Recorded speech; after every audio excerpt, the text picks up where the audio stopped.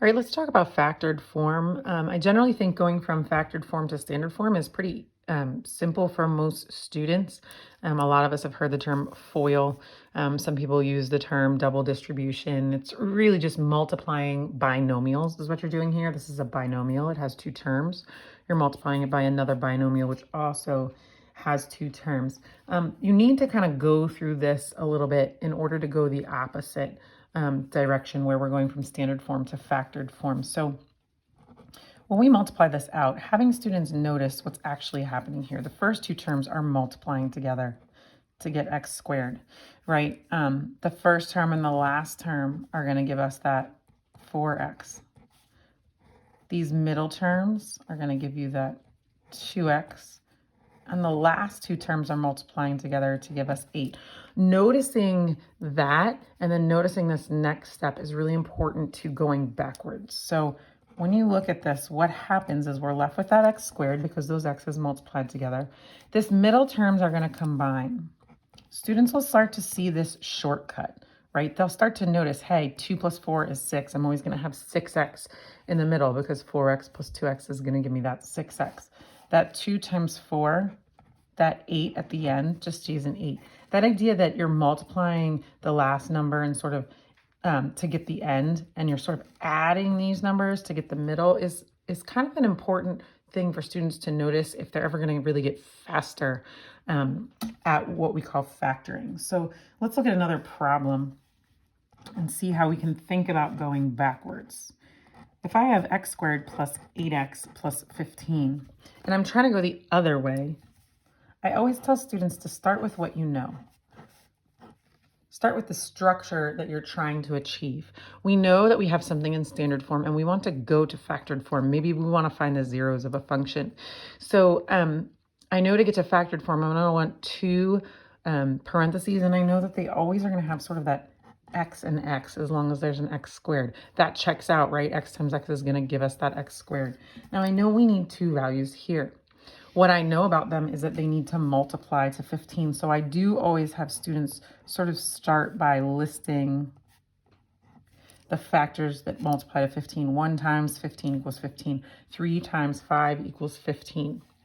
If they got to this place where they knew that 2 plus 4 was 6, they should pretty easily get to that place where they recognize 1 plus 15 is not going to give me that 8 in the middle, but 3 plus 5 is. Everything is positive here.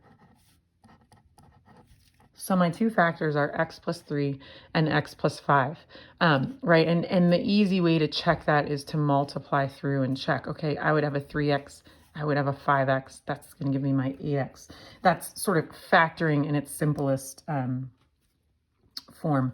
If you were to take this a step further, which you're going to be asked to do, and you wanted to find the x-intercepts, you could just set each of those factors equal to 0, solve for x, and you get that the x-intercepts are -3 and -5. These are the actual solutions. Remember, if we were to graph it, we would have these x-intercepts over here at -3 and -5, and the graph would kind of go through those. We don't know much else. Actually, we have that the y-intercept would be way up here at 15. Thinking through those things every single time helps to sort of make it more concrete.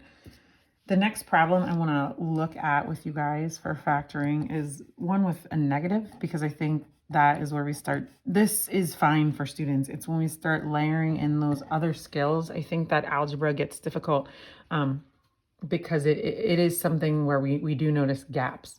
So with this problem, the only thing different is that we have this negative here. So if I know I want to go to factored form, I know I need this sort of structure in place. I know I have an x squared, so I have x times x. I know all these things. The other thing that I do know is that I want something to multiply to -20. I tell students to just sort of ignore the signs at first and list out those factor pairs. 10 times 2, I don't know why I did it in that direction. Usually I go 1, 2. I have students who are not as strong with it kind of go through the numbers in order. Does 1 go into it? Does 2 go into it? Does 3 go into it? Does 4 go into it? And I do try to keep numbers for beginner students small, manageable. I don't think there's really any value in doing giant numbers that are super complicated. I think that causes extra frustration more than what is needed. We do notice that we're multiplying to a negative 20 here. Now this is where students' prior skills with integer work comes up big, and why we say that those kind of getting those rules is very important to later math, because you do have to know that a negative times a positive would give you a negative. And since we're dealing with multiplication here, one of these has to be negative.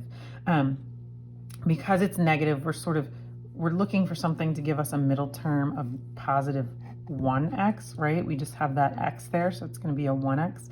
A lot of our students that are sort of more grounded in that internal number line will sort of see really quickly, hey, 5 and 4 sort of go with 1 when we're talking about those fact families. There is no way to combine 10 and 2 through addition and subtraction to get to 1, or 20 and 1, but 5 and 4 sort of work out. So we're going to look at this factor pair, and then we're going to think through our integer rules. If I'm trying to get to positive 1 here, I know I need a plus 5, and the minus 4 is what's going to give us that negative 20. Positive 5 times negative 4 is negative 20. Positive 5 plus negative 4 is positive 1. And there's a ton of ways to do that. You can have kids pull it out and say, all right, let's try both. That's not right. Let's try this one. That one's right, okay? There's a lot of strategies. You'll see, if you Google how to factor online, you will find video after video on tips and tricks.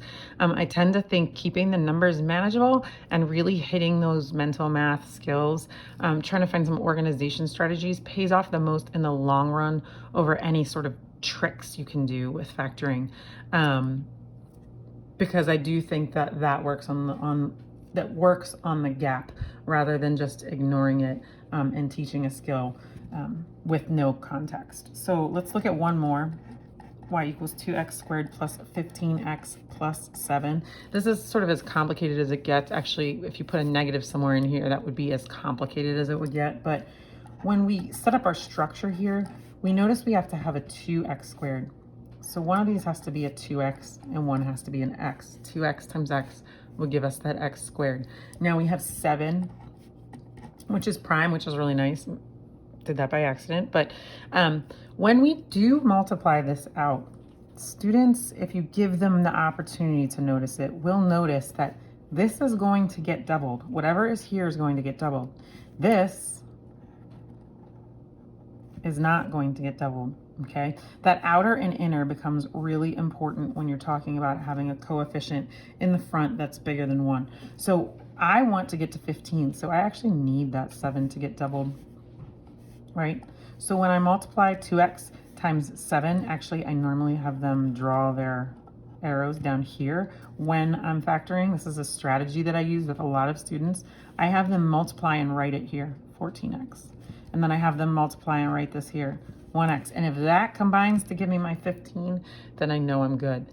Again, students can always multiply these out. I always tell students there's no reason to have a factoring problem wrong and not at least know that you had it wrong. You can do all the combinations until you get to the right answer. All you have to do is persevere.